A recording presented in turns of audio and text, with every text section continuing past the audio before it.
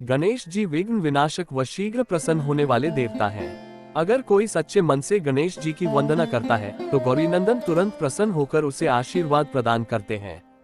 वैसे भी गणेश जी जिस स्थान पर निवास करते हैं उनकी दोनों पत्नियां रिद्धि तथा सिद्धि भी उनके साथ रहती हैं। उनके दोनों पुत्र शुभ व लाभ का आगमन भी गणेश जी के साथ ही होता है। कभी कभी तो भक्त भगवान को असमंजस में डाल देते हैं। पूजा पाठ व भक्ति का जो वरदान मांगते हैं वह निराला होता है। काफी समय पहले की बात है, एक गांव में एक अंधी बुढ़िया रहती थी। वह गणेश जी की परम भक्त थी। आंखों से भले ही दिखाई नहीं देता था, परंतु वह सुबह शाम गणेश जी की बंदगी में मग्न रहती। नित्य गणेश जी की प्रतिमा के आगे बैठकर उनकी स्तुति करती, भजन गाती व समाधि में लीन रहती। गणेश जी बुढ़िया की भक्ति से बड़े प्रसन्न हुए। उन्होंने सोचा, ये बुढ़िया नित्य हमारा स्मरण करती है परंतु बदले में कभी कुछ नहीं मांगती। भक्ति का फल तो उसे मिलना ही चाहिए। ऐसा सोचकर गणेश जी एक दिन बुढ़िया के सम्मुख प्रकट हुए तथा बोले, माय, तुम हमारी सच्ची भक्त हो। जिस श्रद्धा व विश्वास से हमारा स्मरण करती हो हम उससे प्रसन्न हैं। अतः तुम जो वरदान चाहो हमसे मांग सकती हो। बुढ़िया बोली, प्रभु, मैं तो आपकी भक्ति प्रेम भाव से करती हूँ। मांगने का तो मैंने कभी सोचा ही नहीं, अतः मुझे कुछ नहीं चाहिए। गणेश जी पुनः बोले, हम वरदान देने के लिए आए हैं। बुढ़िया बोली, हे सर्वेश्वर, मुझे मांगना तो नहीं आता। अगर आप कहें तो मैं कल मांग लूंगी। तब तक मैं अपने बेटे व बहू से भी सलाह मशविरा कर लूंगी। गणेश जी कल आने का वादा करके वापस लौट गए। बुढ़िया का एक पुत्र व बहू थे। बुढ़िया ने सारी बात उन्हें बताकर सलाह मांगी। बेटा बोला, माँ, तुम गणेश जी से ढेर सारा पैसा मांग लो, हमारी गरीबी दूर हो जाएगी, सब सुख चैन से रहेंगे।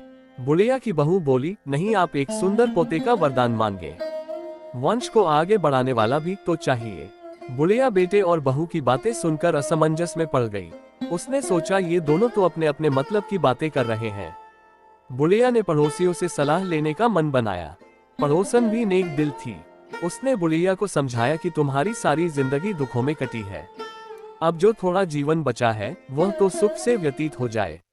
धन अथवा पोते का तुम क्या करोगी? अगर तुम्हारी आंखें ही नहीं हैं, तो ये संसारिक वस्तुएं तुम्हारे लिए व्यर्थ हैं। अतः तुम अपने लिए दोनों आंखें मांग लो। बुढ़िया घर लौट आए। बुढ़िया और भी सोच में पड़ गई। उसने सोचा, कुछ ऐसा मांग लूं जिससे मेरा, बहू व बेटे सबका भला हो। लेकिन ऐसा क्या हो सकता है?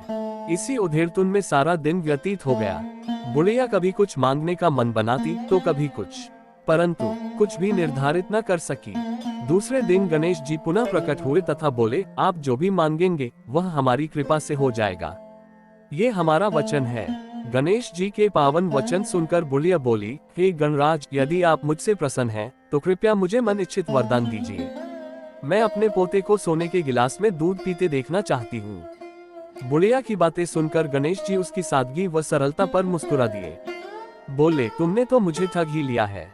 मैंने तुम्हें एक वरदान मांगने के लिए बोला था, परंतु तुमने तो एक वरदान में ही सब कुछ मांग लिया। तुमने अपने लिए लंबी उम्र तथा दोनों आंखें मांग ली हैं। बेटे के लिए धन व बहू के लिए पोता भी मांग लिया। पोता होगा, ढेर सारा पैसा होगा, तभी तो वह सोने के गिलास में दूध पिएगा। पोते को देखने के लिए तुम जिंदा रहोगी, तभी तो देख पाओगी। अब देखने के लिए दो आंखें भी देनी ही पड़ेंगी। फिर भी वह बोले, जो तुमने मांगा वे सब सत्य होगा। यूं कहकर गणेश जी अंतर्ध्यान हो गए। कुछ समय पाकर गणेश जी की कृपा से बुढ़िया के घर पोता हुआ। बेटे का कारोबार चल निकला तथा बुढ़िया की आंखों की रोशनी वापस लौट आए।